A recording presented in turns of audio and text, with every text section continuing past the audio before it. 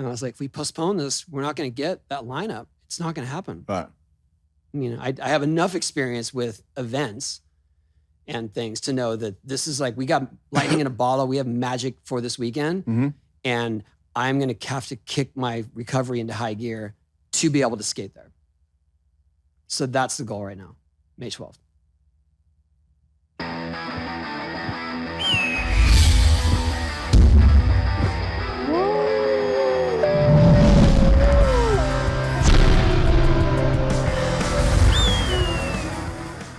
Hey, what's up?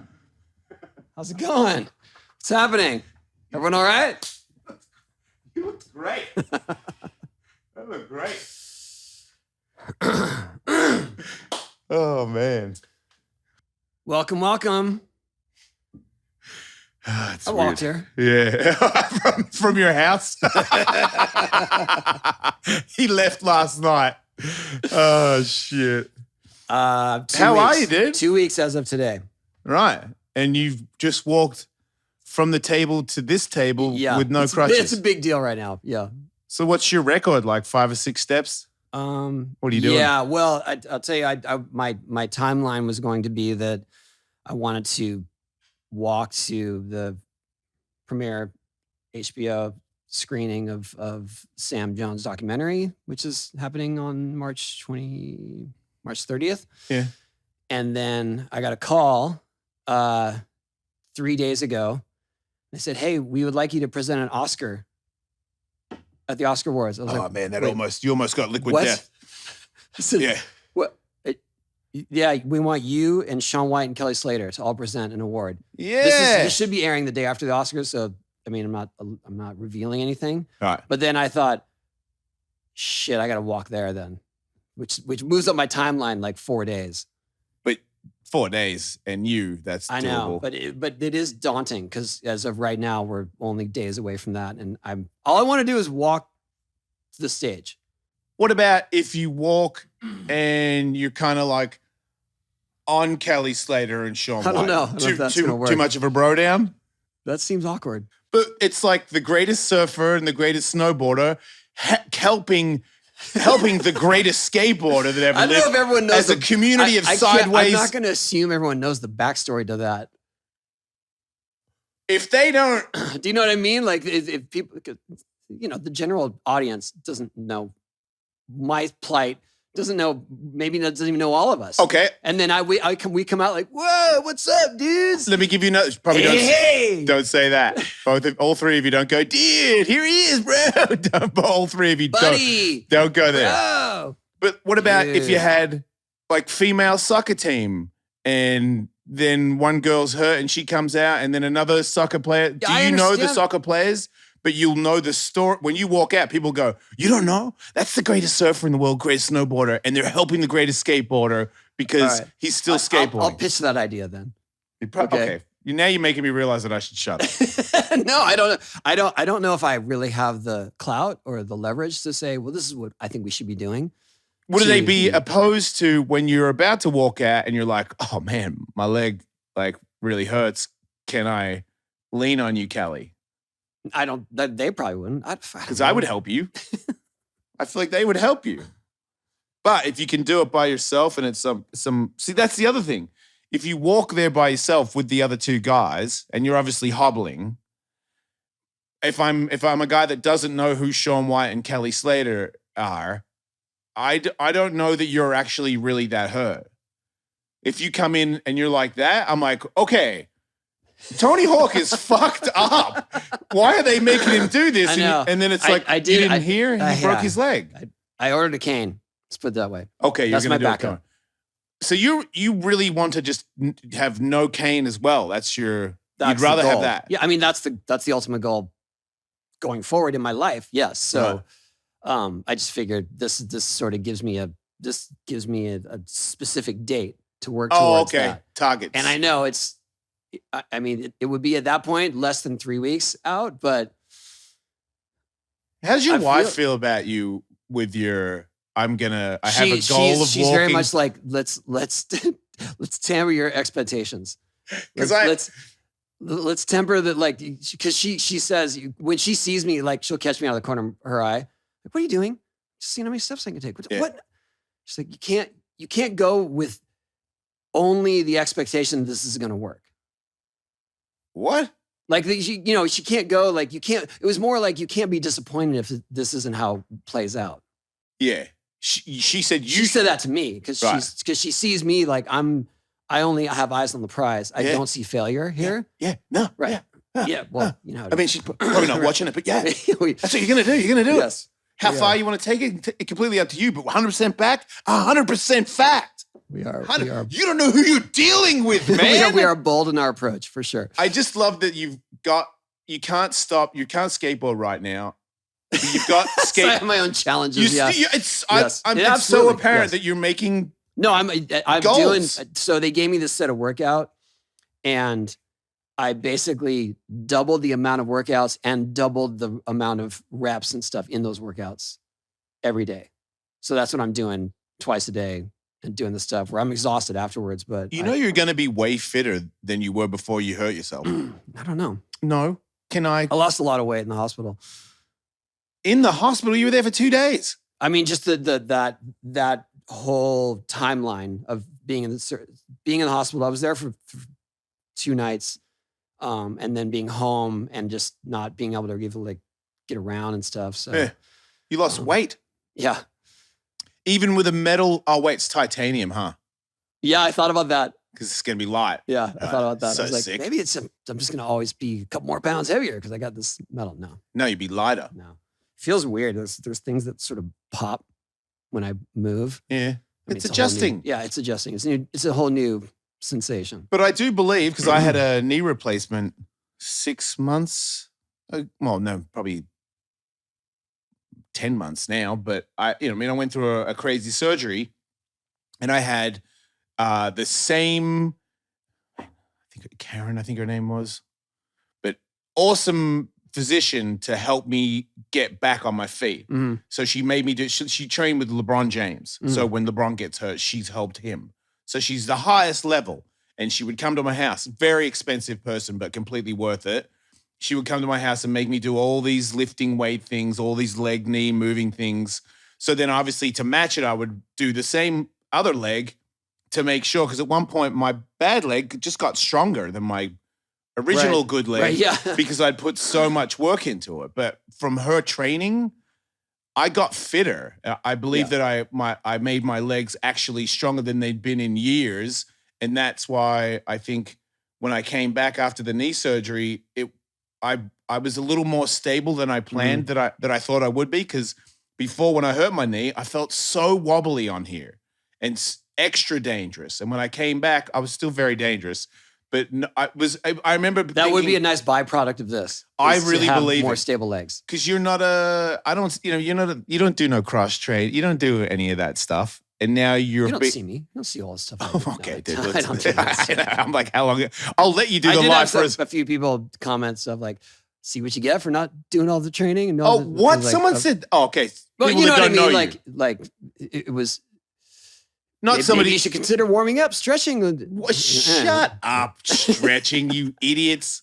He does stretch, all right? He does a Tony Hawk stretch where he goes to the street course and he warms his shit up. And I know that you might not get it, but I watch him and he's using his body and in a light way in the street course. He does the same things over and over again. Yes. Because he's assessing how his body works when he's doing those things.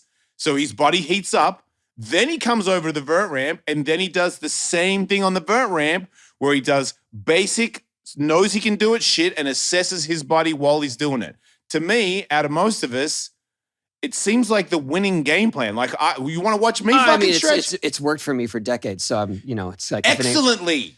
If it ain't broke, don't fix it. But if you saying that just now, like you have no idea how it got me so fired up that I want to skate. Like you just talking about my warm-up run right now.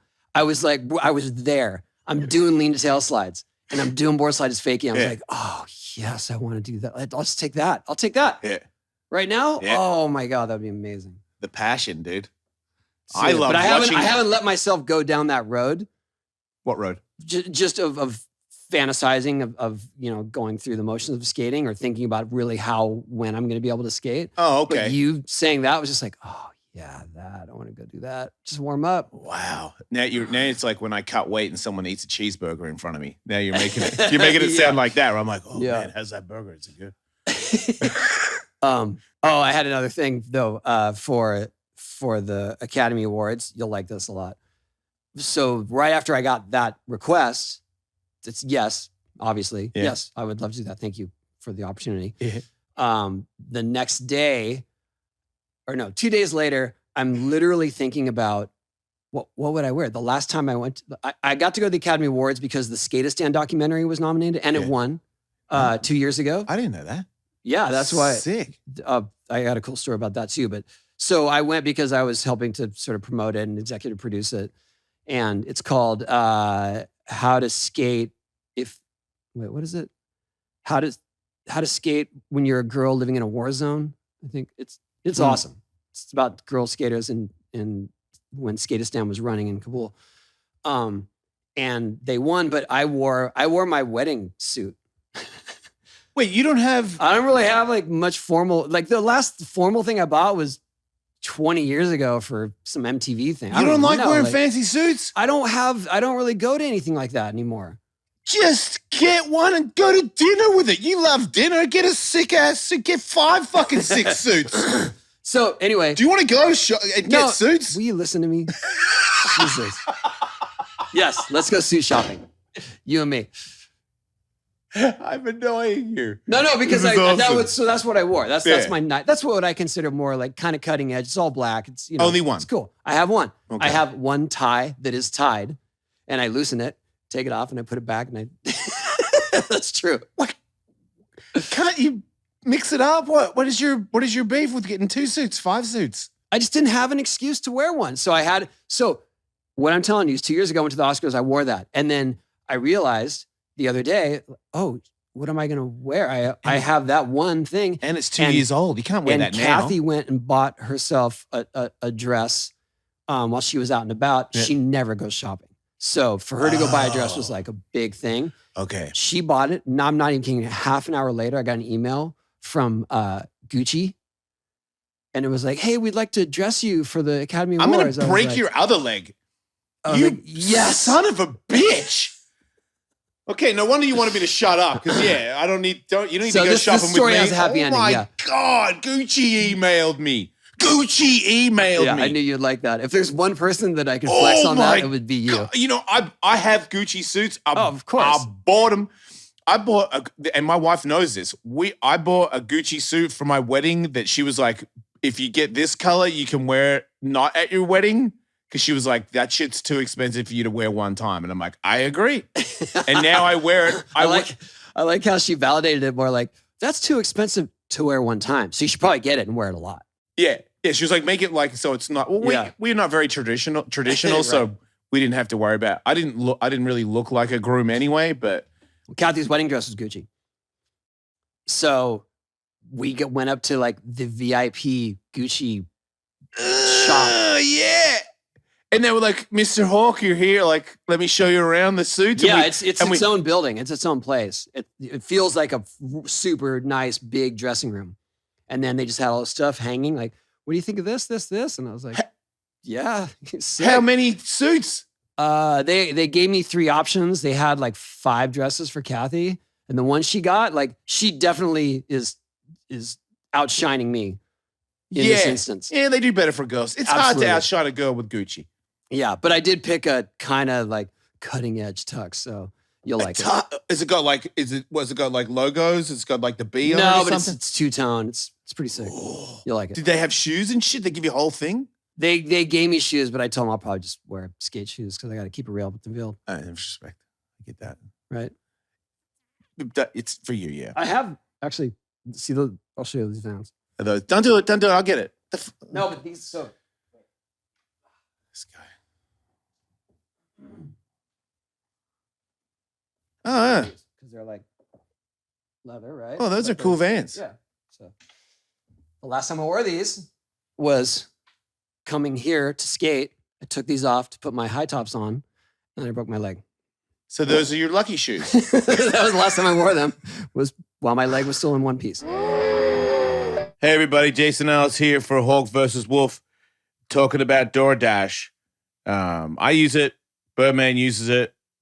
To me, it's like it's kind of the way it goes these days. If you're a busy person who's always on the go, and to me, I want to eat right as well. So, if I'm driving and I'm going to San Diego or I'm going wherever it is, and I get there and they're like, "Nah, mate, you get meat and cheese, and that's all you get." I don't want to. Sometimes I really don't want to have meat or cheese. Like it's like the last thing I want to have.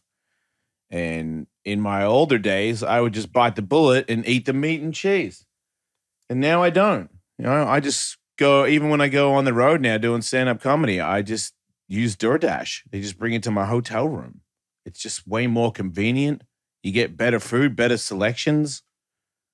If you leave a toothbrush or something, they'll bring that. It's pretty handy. So if you want to get that app and get the discount, then listen up, y'all. Because our listeners get 25% off and 0 delivery fees on their first order of $15 or more when you download the DoorDash app. Very simple. Or download the DoorDash app and enter the code WOLF. That's WOLF that's 25% off. Up to $10 value, 0 delivery fees on your first order. When you download the DoorDash app in the App Store and enter the code WOLF. Don't forget, that's code WOLF for 25% off your first order at DoorDash. Subject, change items apply. Oh, mate, Ellis, mate, Hawk versus Wolf, mate. Squarespace. Do you have an idea for a website or a domain name? Wow, sorry.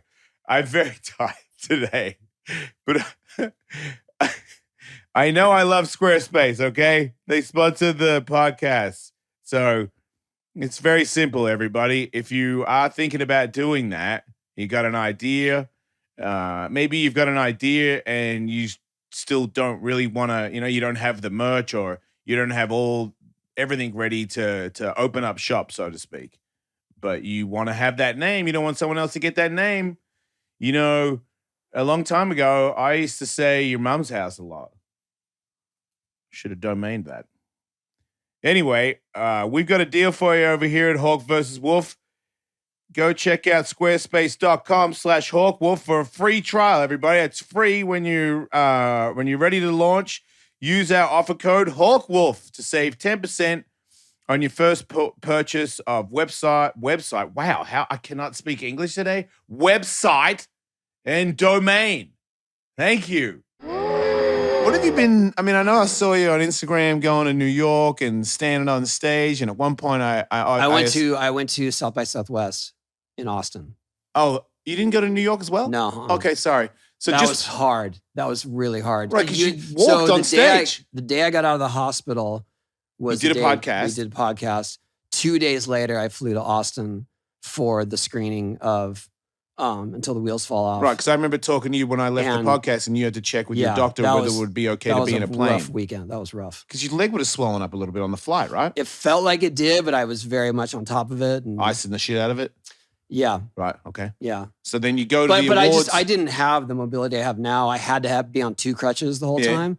And we're trying to get around South by Southwest, which is already just a shit show in terms of crowd and space. Any wheelchairs in the house?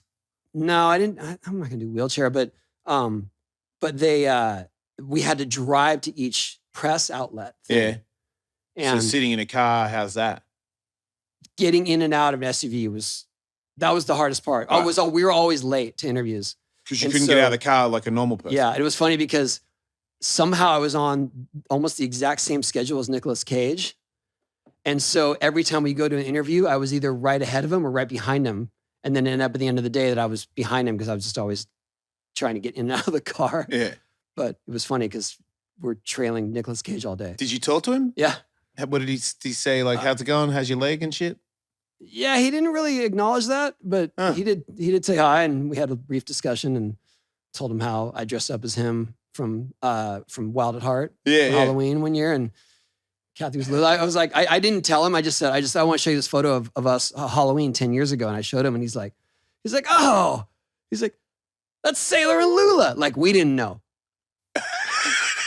How did he seem? Pretty. He was super cool. Right. Yeah. I mean, he's an enigma. He's like out there, but he's funny, but he's connected, but he's crazy as well. great. I love him. I love him. But he was together, like. Yeah. Because I always wonder when I see the crazy footage and I'm like, holy shit, he's out of his mind. And then I'm like, well, he can't be out of his mind on set because then he wouldn't get another set to be on. Yeah. So there must be, sometimes he cuts loose and it's really loose. Yeah. I think Kathy's favorite movie is Vampire's Kiss. So Who? Vampire's Kiss. I never saw that. That's his movie. He's in rare form. That's weird. Right. Let me verify that. Yeah, I want to know. That's okay. So what? My question was, what do you do most of the time? Like, are you couch? Like, are you on the couch a lot? And how are you dealing with that if that's a thing? The first, so when I got back from Austin, I was mostly on the couch, doing my exercises twice a day. And then I started getting more mobile. I went to one crutch, and then life just happened. Like, the boys were home for spring break from college. My daughter still needs to get to and from school and to stuff that she's doing. Are you driving her? So now I'm driving, yeah. Super dad. Can't stop himself. But and it's not because like Kathy would absolutely do those things, but I also need my sense of independence and freedom and sort of to push through this so that I could feel functional. Because at one point, like, I couldn't make my own food. I couldn't. We have this ice thing that Elliot let me borrow that like runs the ice through. Yeah, wheel. Yep. You know what that thing is? Oh yeah. What is it called? I don't know, but it's an ice. You put an ice pack on you that has a tube attached to a cooler that brings ice water and it keeps it rotating, so it always stays intensely Yeah, cool. so I've been doing that 2 or 3 times a day, but to fill it with ice is a whole thing. Yep. When you can't walk. Yeah.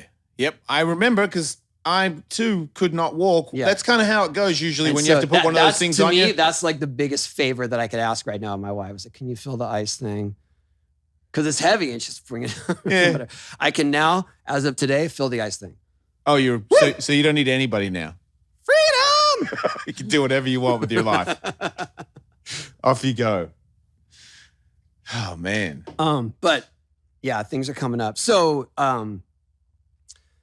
the ultimate goal for me right now, and I know this timeline is tight, and I know a lot of people are just like, why? We have this big event coming up in Vegas, the Weekend Jam. Yeah. Booked it months ago. It starts on my birthday. It's a 3-day weekend of bands and skating and art. And the first night is going to be Legends demo. Yeah. So like we did at Salt Lake City with Vertalert. I'm announcing it. Right. And then we have Devo, Modest Mouse, and Descendants headlining each night. With a bunch of other bands, Eggs, Vandals, Rough Francis, Downhill Jam. Riley's band's going to play, Warish. Yeah. It was so hard to coordinate this weekend that when I got hurt, some of the people behind the scenes reached out to me and said, we're going to have to postpone. And I was like, if we postpone this, we're not going to get that lineup. It's not going to happen. Right. I have enough experience with events and things to know that this is like, we got lightning in a bottle. We have magic for this weekend. Mm-hmm. And I'm going to have to kick my recovery into high gear to be able to skate there. So that's the goal right now, May 12th. Don't look so surprised. You're supposed to like be on my side. Like, well, hang on. Yeah, that's totally doable. Hey, shut up. Let me explain. I don't know the months of the year. Okay. I have all of April. Wait, 1 month? Oh, man. Sorry. I mean, wait, I'm sorry. I can't do this. I can't do that. You're saying you're going to skate in a month? It would be 9.5 weeks from my injury. Is it the doc? Okay, so I did explain this. I know, and that's what I didn't want. Like, I'm allowed to. I know that, but I know that people think like there's this like I'm too cavalier, I'm irresponsible, and whatever. I do feel an obligation to this in a way that is not because of finances. It's not because of, you know what I mean? It's not because of business. It's because I set this thing up. Yeah. I'm so thankful that it came together the way it did. and I want to see it through. And if that means I'm going to have to push through some uncomfortable phase of my recovery to get there and skate for 40 minutes, I'm going to do it. Mm-hmm. You know, I'm not going to go there and be flailing everywhere and busting 540s and stuff like that. Like I'm going to go, you know, I hope that I'm going to get to this baseline of my skating that is good enough to perform with a bunch of other legends. And so that's where I'm at right now. And it has given me incentive to really work at it. Yeah. But that's where I'm at. And yeah, you know, And it's a lot to expect. It's a lot to consider, but I'm in it. I'm going. What did the doctor say? Your doctor? The doctor is very much that, look, we've strengthened your leg more than it's ever been strengthened. Yeah. We reinforced where you broke your pelvis. So your leg is not going to subsequently break your pelvis because it's too strong. Yeah. And so as long as you can withstand the pain and you have muscles, go. Okay. And your ligaments are all in shape. They didn't blow out. Turns out you're good. I mean, so far so good. I'm getting my staples out today. Okay. I thought, and this is because I'm old school and I've been out of really hurt people game for a long time now. In skateboarding, everybody knew about broken femurs. It's usually 6 months. But that was 10 years ago when the last time I had a conversation about breaking a femur in skateboarding again. Sure. And I Things realized have changed? Well, they've changed in the scope that, yeah, it's probably less invasive of the surgery but also the idea that I think that there's a mindset now that it's like, get it back in action, get the blood circulating as quickly as possible. For sure, within 9 weeks, I'm sure the bone is not completely healed. Like I will have to take care. Yeah. And I know that within 6 months, maybe I will be back to what I was. But there's somewhere in between there that I feel like I could function. Yeah. If you were to do that, and I don't want to get in trouble with anybody, but that would be... It's not if. Well, it would be one of the most... I'm sorry. I would be so inspired. I might even start crying because that's the hardest... You're the hardest... Excuse my French, everybody. I'm from Australia. No, you know what? I won't do it. It's a Hawk show. In Australia, we would call you a hard C-bomb because that's as hard as you can get. And I know that it's not always about being hard. Sometimes it's better to be smart and not just be a tough guy. But if you can do it, and I believe do it in a way where it's not irresponsible, like your body is responding and you can get your ass back to the top of the ramp without really uncomfortable pain at your age. And yes, I will put that on the top of it as well. Sure. It is fucking... I don't want to make you be like, whoa, yeah, but I know you don't answer to me, but I will be so inspired, and so should the rest of the world, because... But this event, that's the other thing. This event doesn't hinge on me skating. Like, it's going to be skating all weekend. We're doing a vert alert event. All the best modern vert skaters will be there. Yep. It'll be crazy action all through the weekend. And the bands are ridiculous. So my skating is just sort of a bonus that was going to be on the first night. That will be on the first night. Right. And so I feel like whatever I can do is more like, is more gravy to the whole thing. Yep. But I'm going to make it my mission to get there and do it. So that's where I'm at. It's diamond gravy, because that's like, look at all the amazing athletes in skateboarding today. And then this guy went through such a heavy slam and he is on the ramp, and that is impossible. It's impossible. And if you do it... Don't say it's impossible. What? People do Ollie Impossibles all the time. It's called an Ollie Impossible. You know what, though? I'm lucky that not lucky, but I am thankful that I went through my pelvis. It was 19 years ago, because that recovery was so slow compared to this. Yeah, I'm confused. So I'm kind of thankful to have been through that and know that this is accelerated, and that I do have, I for whatever reason, wherever it broke, and I got kind of lucky that it seems like that. Put it back together and off you go. Because it seems so fast. So, yeah, like spiral fractures or ankle stuff, that's all way more complicated and way more, mine was just like wishbone, bye. And they put it back right in it, and it's completely set. Yeah, supposedly. We'll see. Yeah. I mean, you'll know, like you're not going to go on the ramp until you can move quickly. No, right? I can't. It's not like I could take a painkiller and push through. Right. I've done I've done a contest where I was about to turn pro in America. I think it was my first contest that I was going to be in, and I blew my ACL out the night before the contest. And Barry Zaritsky iced it, and I was under the ramp, and I was like, people are like, you gonna skate? I'm like, yeah, I'm gonna skate. Like, I don't care. I gotta make it. And then, he did all this ice, and we bandaged it, and I got on the ramp, and as soon as I tried to pump, it tore again, and I dropped off the ramp and was like, that's it. I can't. That would be impossible. I could not just be like, yeah, there's like, definitely there's a certain amount of pain where you just get off. Yeah, there's a threshold of not a threshold, but there's an obvious separation of you can do this because you push through the pain, or you can't do this because it's physically impossible because your body is no longer together. Yeah, to be in a demo where you're screaming in agony going across the flat would be almost like an insane person. It wouldn't be worth that much pain. But if you're like, it's a little sore when in the pressure zone, that's fine. Or maybe I'm not gonna be able to drop that invert back like I want to, but right. But you'll still be able to do an invert, which is fucking crazy. Well, I don't. If you do that, I will freak the fuck out so hard from being there to seeing that, and then being in this demo. But the thing is, and I know the timeline's tight, and I know that I'd sound like I'm maybe careless and whatever.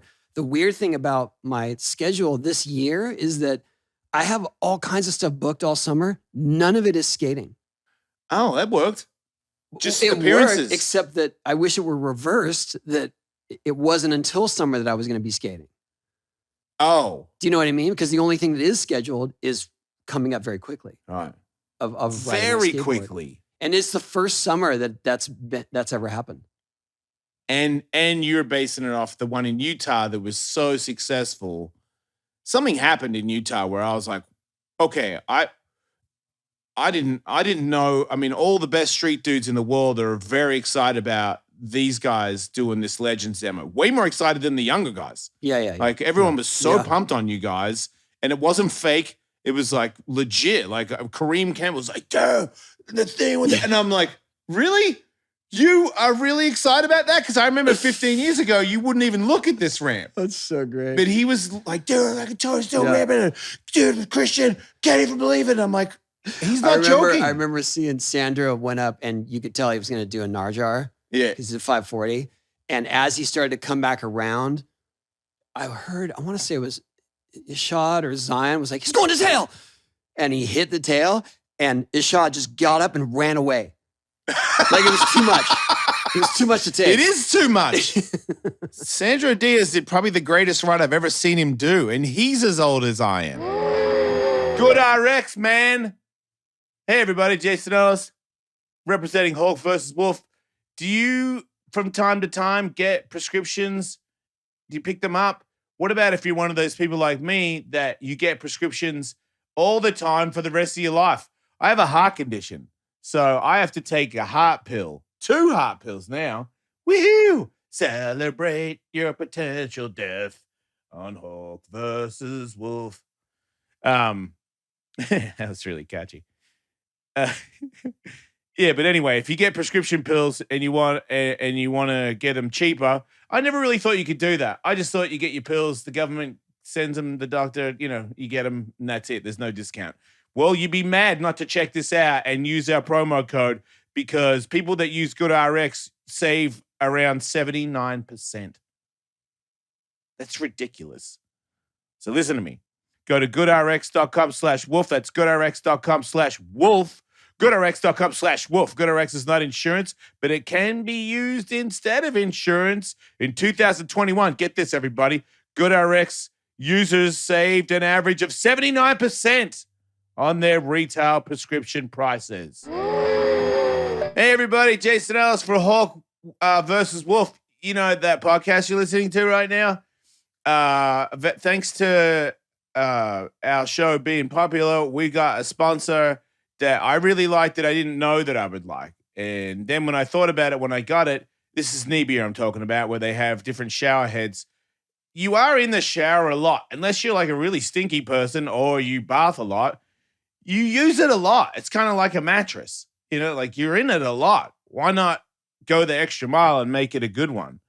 So I'm one of those people that just didn't think of that. And I just hang out under my shower head. I don't know. I don't care as long as I'm getting water on it. But every now and then you might go to like a rich person's house. I do. And then you get a shower and you go, whoa, this guy's shower chills. I'm doing it all wrong. And then Nebia said, I was a shower head. And I was like, man, I've been doing it all wrong. My shower head is just a basic shower head that brings water down, but it brings it down. It sucks. Now, if you were to take it off and then put my old one back on, I would be pissed. This thing is freaking awesome. They got a new one, the Moen Quattro. You know what? You should name it the Moen Quattro because it's very elegant. It's very wide. It's got a big head on it, and it shoots out water. And then you got the dial thing, and it does adjustment of all different kinds of cool techniques to squirt water on you. Man, my face is puffy. It starts at $119 exclusively on Nebia.com, and Nebia gives us a special discount just for our community. Go to Nebia.com/wolf and use the code WOLF and check out it and get 10% off your Nebia products. Nebia rarely does deals like this, so this is a great deal to jump on. Again, go to Nebia.com/wolf. That's NEBIA.com/wolf. Go check it out. They have an offer, and you can save 10% with the code WOLF. He is amazing. Awesome. He is amazing. He'll be there. Skateboarder. I think he's going to be there. Anyway, yeah, that event will be a smaller crowd because it's ticketed, but it's going to be super good. And we are, whatever. I was trying to make this some pitch or marketing thing, but there are going to be day passes available because right now it's by the whole weekend or the whole weekend package, the hotel and stuff. So anyway, all that stuff's happening. What do you think? Do you think it would be out of line? And you can be totally honest with me.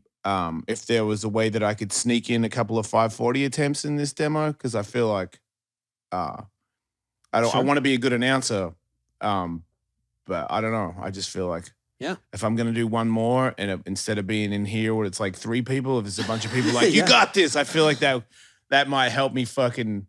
Well, maybe if my leg gets tired halfway through the demo, you hand me the mic. How's that? We got that? There you go. Fuck yeah. But that 1-2 punch, baby. You go, look at this. I am subhuman. And then I go, I did 540.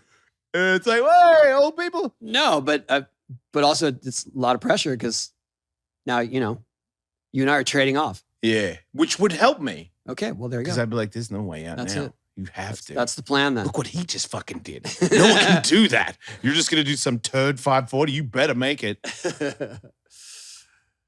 Yeah. All right. Wow, dude.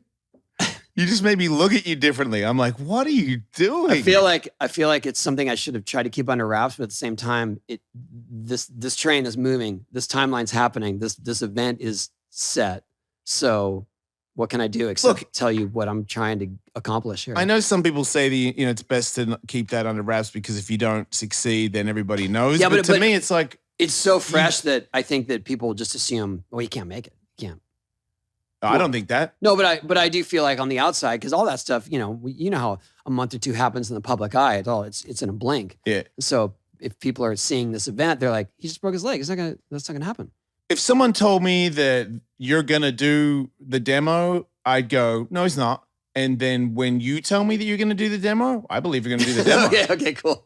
I swear I would. Like if Seth or somebody was like, yeah, so Tony's still gonna be in the demo, I'd be like, what are you, fucking insane? No, he's not. But you tell me, I'm like, yeah, probably. Just like you said, not at the level you were, but like to skate and be at the top of the lip that recent, I believe you could do that. Oh, thank you. All right. I'm still going to freak the fuck out when you do it, but that's just so incredible to me, man. You're such a warlord.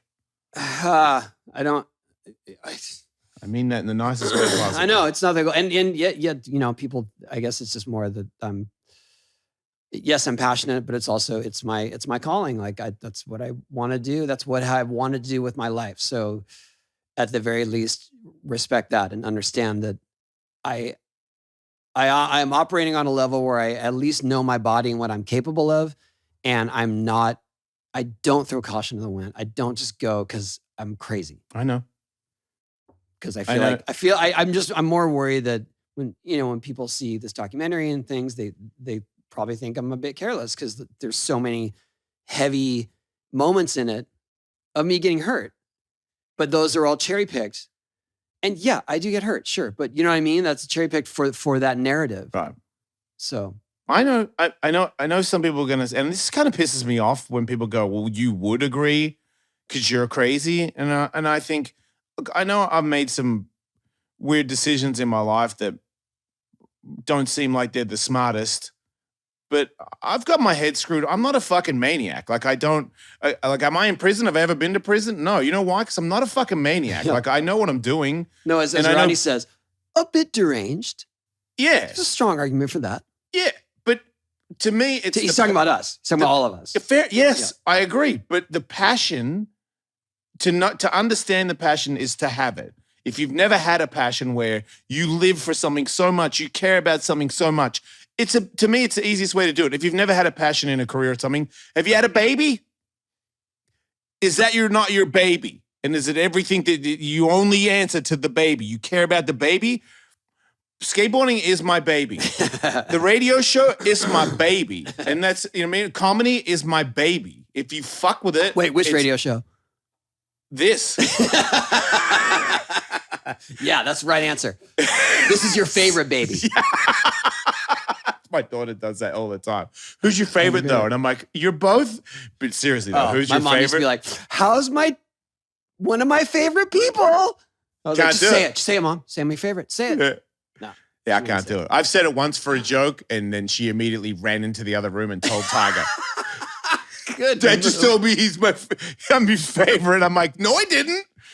Because that's not cool. Dude, my son sent me a video while I was doing comedy in Louisville, Kentucky, of him at the Vans skate park because he skates it all the time, every day. Wow. Ollie in the hip. Front side ollie over the hip. And I'm like, dude. Amazing. He's like, I'm so pumped. In that flow ball or in the street course? Coming out of the flow ball into the street course. So he ollies up over a hip.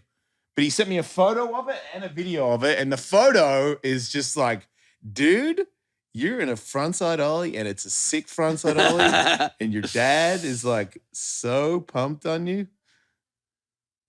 Oh, yeah. Right? Like, just come on, Ellis.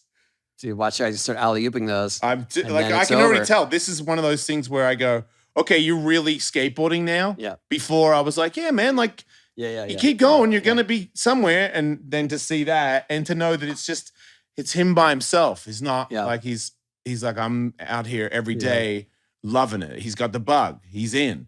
I think if I practiced a lot in a couple of years, I could probably be pro. And I was like, you could definitely be pro. Are you serious? It's in your blood. That's like Lincoln. I remember Lincoln a few years ago, like 4 or 5 years ago. We'd up to Lincoln. Like he'd come here and skate, and he'd only skate for a little bit. He's like, dude, I've been at the other skate parks all day with my son. That's all he does. And I'm like, really? Because like we were all go for the last 3 hours. Like I'm tired. Oh, it's crazy. And now his son is seriously one of the best skateboarders in the world. Have you seen him? Not recently. Rafa? Dude. I mean, I saw him do backstairs and frontside kickflips on a vert ramp, and I was like, okay, that's going to be something. Just like, but that was 6 months ago. I gotta try to go skate vert a little bit. Dude, he's, when you see someone and all of a sudden something clicks where they just know all the techniques. Yep. That's what's happened. So now he's a monster. He's a monster. Yeah. I mean, how old is he? I don't know. 16, 15, 16? Man. I really don't know. Yeah. Anyway, Rafa Ueda, dude rips. How does it feel when you watch Riley skate at that level? Is there like a sense of pride still when you see it? It's more wonder because he's so far beyond any skills that I developed, especially street skating. So it's just more like fascinating. Yeah. I mean, super proud, but I have told the story before, but I remember the moment when he got to a point where he was obviously better than me, but he still wanted to skate and kind of learn together. or learned from me. Yeah. And he asked me, we used to have this little ledge on a small pyramid here. And he asked me like, Dad, how do you do frontside kickflip to frontside tailslide or kickflip to frontside tailslide? And I was like, Riley, I am honored you asked me that. I have no freaking But there's idea. no way I could do that When trick. you figure it out, come tell me because I And have then no he idea. started trying it And then did it. does it. And that was the moment where I was like, go. You're fine. You don't need my help at all. Yeah. But what a awesome feeling, It's I awesome, bet. yeah. And then I think that same, like a year later, he was skating this mini ramp here. We used to have a mini ramp here too. And he did frontside blunt, front tail. And I was like, I've never Dang. seen that. Yeah. I want to learn that. Yeah. Can you teach me that one? That's so cool, It's though. very cool. See, that would just even But Tiger. it's also weird now because our relationship is that of, I mean, we're still father and son, but that of adults. And so like he's on a skate trip right now. He texts me. He's 29 and he texts me and he's like, I go, how's the trip going? You know? And he's like, oh, I sacked on this rail super hard for the second time. I think I'm done. And like, what a heavy text it should be to get from your son that he's telling you that he just landed between his legs on a handrail for the second time. Yeah. And it's more like, yeah, I don't know. I don't know if I'm gonna skate anymore, but Skate anymore at all? skate anymore on this trip. Oh, okay. But it was just sort of just a casual fact of his, you know what I mean? It was just more of trivia. Oh, I did this and this, and then I got wrecked and I was like, oh, you okay? Yeah. I mean, you done. know, right? It's the game. I know, but it's you know, when your son is your age or they're 10 or 11, that's the end of the world. Like you've got to see him through that. And Yeah. Oh, and, right. You know what I mean? It's a heavy, heavy thing. So it's just weird when you get to a stage where it's like you have an adult son. It's just more like, oh yeah, I got wrecked. Right. And it happens. Yeah, And I'll be back. yeah. Because you know more than anybody that is a thing that happens to us where it's just like, I got completely blown out of the water and, you know, I got to wait. I got some time. It's just weird especially for my kids too. It's their parent. So for when I'm hurt, you know, they're just like, oh. I did bring that up to Tiger because he was like, is Tony okay? And I was like, yeah, he's okay. And it made me just think about me skating because I'm almost as old as you. And I was like, if I do that, like, you want me to stop? He's like, I would want you to slow down for a little bit, make sure you're okay, but I don't want you to stop. You love it. And I was like, yeah, that's how my daughter is for sure. Yeah, that's the other kids are just like it's more of it's a nuisance for me. Yeah, but they're not worried about you. Not really. I mean, but nothing that they tell me directly. I think it's a weird thing that you got a documentary where there's some opinions about this documentary. Amazing documentary, by the way, but there's a big part of it where people are questioning. So weird. It's just not weird, but it's just like. It's a weird time for this slam to happen. Darkly ironic timing. Right. That this happened when this thing's about to be released. And I'm on the recovery trail as we ramp into this release. So literally the doc will be released and I'll be in my month of trying to get back out there. Right. Agreed. But you know, if it happened a year ago or 2 years ago, I would just be skating. It would be in the documentary. What's that? Oh, the broken leg. Slam. Oh God. It'd just be added to your war story. I know. I should document this recovery because it's been kind of a roller coaster. I bet. But it's going really well. If you feel like no, yeah, it's healing fast. All I have to is compare it to is my pelvis. And 2 weeks after my pelvis, I was in bed. Right. I was not moving. Right. Do you think that the concussion didn't help? Do you think that like kind of made you feel a little not all there as well? Or do you think you felt normal after that? Because that slam, I never saw it until I watched that documentary. I didn't know that that's what it looked like. I knew that it was. Oh, you're talking about my pelvis? Yeah. That's the first time I ever saw that. You know that, right? The pain in my pelvis woke me up because you know when you're unconscious, but you're still talking and you're moving, but all that stuff you're not going to remember, and you keep asking the same questions. I woke up like I remember in my mind because of the shock of the pain of them moving me into the ambulance. All right. Because it shifted whatever cracked to a new place. Yeah. And I was like, what? And I remember saying, my hip hurts. Like that was the first words that I remember saying from that day. And I remember the paramedics like, oh, we'll x-ray that.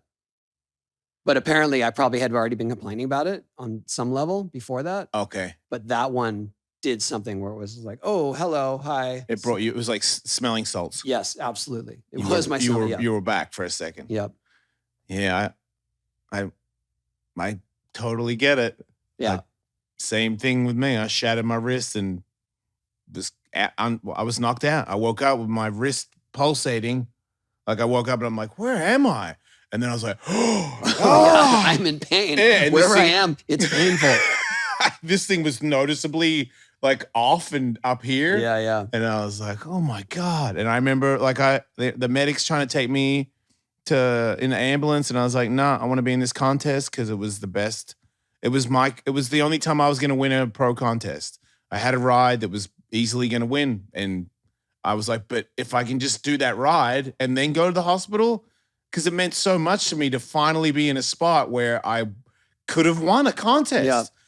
And I just didn't. I wanted it so bad that I couldn't even compute that I should go to the hospital.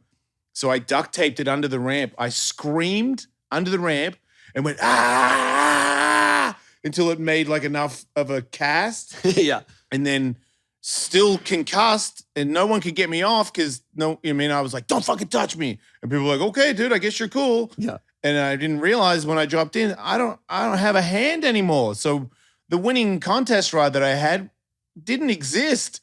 Like I couldn't do a tail grab 540. I didn't have a hand to hold it with. But I still dropped in and then the wrist crumbled like that on a lip slide. Oh. And as soon as because I did a backside 540, dude, with this thing taped. Yeah. And then went into a lip slide. And when I came in the lip slide, my hand went like that. Oh, no. Because my arm went over the top of me a little bit. So I went, and I just went, whoa, and just skidded across the flat. And I was like, ambulance, I'm ready. Oh, my God. And after the hospital. I thought this was going to be like the ultimate underdog story. No, not totally lost left.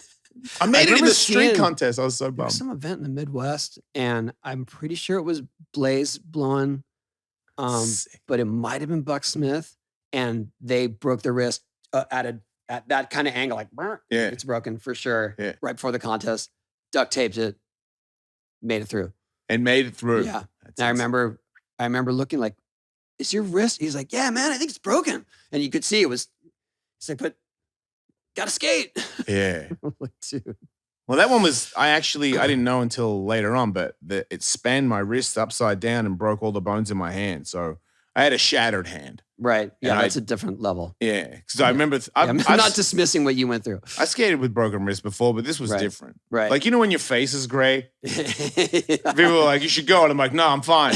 They're like, dude, you're gray. And I'm like, yeah, but it's 45 seconds. Yeah. Wow. Which is why I understand, like, you love it. You're so blessed to have a love like that. Like people that go through life where they're like, I can take it or leave it. I can't take it or leave it. I have to have it. Yeah. And that it's a part of your life in such a successful way. It's bliss. It's heaven on earth. Yeah. Yes. And you're not fucking taking it from me. And you're a very rational person. If it was like, it's very apparent that if I go again, I'm just going to get even more hurt. But that's not the case at all. And I know the documentary's scary and stuff, but I wish that everybody would try to be a little bit more appreciative of what you're doing. I don't think that you're crazy at all. I think that if you have that goal. I'm not trying to scare people away. I mean, there are both sides of the argument there for sure. And obviously Rodney sums it up perfectly, but I did say this on our last show when I got out of the hospital, is that the messages to me, the messages of support to me are overwhelmingly like, can't wait to see you back out there. Right. And I really thought that the severity of this, my age, the narrative that of like the doc would be more like, all right, maybe that's your sign. Maybe you should take a break. And And even when I broke my pelvis, I mean, I was almost 40 then. Definitely the messaging was just like, dude, she's too old. Do you And think it's crazy now how I think it's because I've managed to push through those years and come to a place where I do skate regularly and there's more maybe belief or trust in doing this at our age. I mean, there's more of us doing it now than there ever. are more of us, yeah. But like I said, it's been and the outpouring of support has been overwhelming. Like I appreciate all the kind words and all the support and healing vibes and everything. And but definitely the overwhelming message is stoked to see you back out there. Like get back on board. Right. Do you think that because of the times, because it just does seem like people get older and still manage to do a lot of difficult stuff, it just seems like there's more and more of that as the years go on? Do you think possibly like 10 years and ago? Also, you know what it is? I think there's just a better understanding of skateboarding now. Right. There's, it's not such a scary daredevil punk misfit vibe that people or stigma or assumption that people have about skateboarding now. They either have done it in their past or their kids are doing it, and they get the mindset more.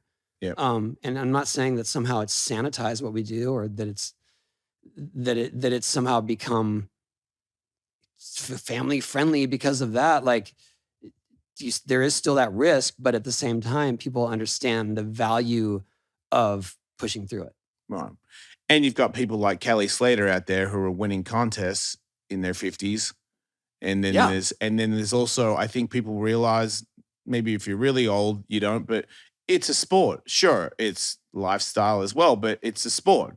And athletes, if you don't want to play in the highest level of contests because you got older, but you still want to do the sport, it just makes way more sense these days because people understand that that's your thing. Like, why am I going to stop? To me, it's more admirable. You don't do it to win the contest. You do it because you love doing it. Oh yeah, no. Sometimes when I'm doing stuff here, I'm like, I don't know what the actual end goal is of this. Yeah. But I want to do it, so I'm just going for it. That's my every day. It is frustrating because I was in the middle of making a whole video when I got hurt. Oh, literally the next day and the day after that, I had plans for adding to this video that I'm working on. Ah, shit. And that's on hold for now, but I'm hoping to get back to it. But even it's cool. Like, Tim, who helps us with this video, he skates curbs with a whole crew, and they're all older. Really well, by the way. Super well, but they get together. Like they'll hit me up like, hey man, we're skating these curves by your place, 7 a.m. Saturday. I'm like, dude, I like skating. I'm committed to skating. I can't go skate a double-sided curve 7 a.m. on a Saturday. Yeah, I don't know if I can go any time of the day for that. But that's when there's no traffic, and that's when they're cruising. And I just think it's so cool that pockets like that exist, and there's still that heavy passion.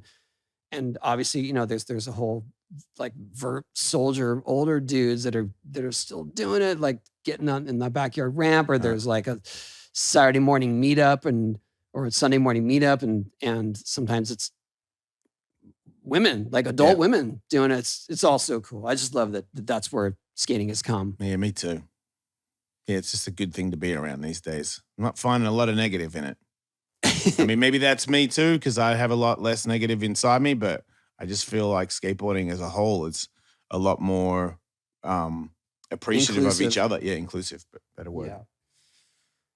Yeah, it's impressive stuff. Yeah. So, okay. Yeah. What? I'm trying to prepare mentally for what's to come. This Sunday's the Oscars, Wednesday is the premiere. I'm trying to like get my mind like, all right, can push through. It's gonna be okay. I have a good story about the Oscars when we went for the Skateistan documentary. Yeah. Do you know about the Vanity Fair party? So do I know about that party? Yeah. Yeah. So every year there's a Vanity Fair holds this giant. It is the Oscar party. Yeah. And they, the list is super hard to get on. Even if you're a mega star, you have a window that they allow you to arrive at. Okay. Because they're trying to stagger when celebrities come and go Okay. or how crowded it gets. So even David Spade told me, he's like, oh yeah, I'm going up, but my window's like 7:40 p.m. Like Okay. it's tight. Doesn't Yeah. matter, whatever. It's super tight guest list, super hard to get on it. And what I didn't know was that if you are part of a group or whatever of a winning film, you can just go. Anytime. Well, no, then that year, Okay. right? So when this documentary won the award for, I think it was best short film documentary, all of the director, Ollie from Skatistan, Kathy and my wife, and some of the producers and some of the Skatistan staff just jumped in a van, like old school, just jumped in the van, no seats, not Okay. enough seats. So everyone's just like sitting on each other. To this thing. To the Vanity Fair party, because if you have an Oscar in your hand, you get in. Oh, nice. So you all walked in with Oscars. So no, we drove to there's people that are checking you way ahead before you even get to the building. Yeah. Like traffic is stopped in every direction. Yeah. And there's people that are like, checking exactly who's on the list. And, a car comes, there's two people, they're making sure each person's name, it's not even like +1. Your name has to be on the list. Right. Fair. Right? And we show up. It was like Scooby-Doo came, the mystery. But you all had one in machine your hand? Comes in. The director sticks the Oscar out the window and she's like, So sick. it was so sick. That's it. That was the entry, yeah. So what's it like being on a red carpet with all these people and all these other famous people and all these photographers and you with all the people that aren't famous? Was there? Oh, I love it. I mean, it was so, it's like Oliver is the most salt of the earth down, he doesn't live in excess. He doesn't live in glamour. He runs Skatistan, was living in Afghanistan, does it from Berlin now. And so he's just like, I think that guy's in this movie. I'm like, yeah, dude. Yeah. Everybody's in this movie. Everybody's in every movie. But it was so fun to see it through his eyes. Right. Oh, okay. Even cooler. Right. Yeah. Because he was extra excited about it. Yeah. We're just seeing, walk in and there's Billie Eilish. And I mean, I remember I was behind Jeff Bezos getting a beer at the bar. Holy It's shit. so bizarre. That's so funny. But it was fun. Anyway, we don't really live in those circles, but it's fun to be invited once in a while. And Yeah. hey, when people ask me what I'm wearing, I can say Gucci. Yeah. You You like bastard. that. I really do. I want to say that so badly. It's the coolest shit ever. So that's what's happening. That's living, baby. That's so We're doing cool. it. What's next? You're doing comedy. Yeah, a lot. Did you Getting just better. fly home from Kansas last night or something? Yeah, Louisville, Kentucky. Louisville, Yeah. Kentucky. Yeah. There's a lot more going on in Louisville, Kentucky than Appleton, Wisconsin. Thanks to comedy, I know the answer to that. There you go. Yeah. But I had people drive. A person in the front on Saturday night had a big sign and she said that she drove 6.5 hours for her 23rd wedding I saw anniversary. Saw that. And Yeah. I'm like, no way. So sick. And then people in the crowd, a lot of people had Wolf Knife t-shirts on. And I'm like, what the fuck? It's a really unfair advantage kind of. I have, I'm so new to comedy, but I have a... Do you feel like people were traveling from great lengths to see the headliners? No. I know. That's something, man. That's important. Like that. Right. You know what I mean? That you have this following that they know will come to you where Right. they'll make it a destination. Yeah. And, solid comics, sure, they can draw a crowd because they have some name recognition, but people aren't making a journey to go get there. Right. But also, Brian Callen is the person that has me out who's helping me so much. But he is doing so many dates that you probably would opt to wait until he comes to your city. Right. But when Jason says that he's, as far as I know, I don't know how many I'm doing. Yeah, I'm just going here. Then people, at one point I met a table of wolf knives. It was 6 people. They all Wow. knew each other from listening to my show, and they're all at the bar.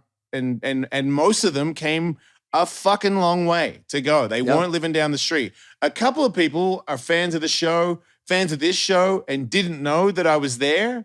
What? Yeah, and they were just sitting there, and they go, coming up next, like host of Hawk versus Wolf, Jason Ellis. And they're like, what? That's and then they amazing. tell me afterwards, they're like, we didn't even know. You just walked up on stage. And I'm like, no fucking way. And I'm Yeah. like, really? Like, so it's all still. That's it. See, the show's taking over the world.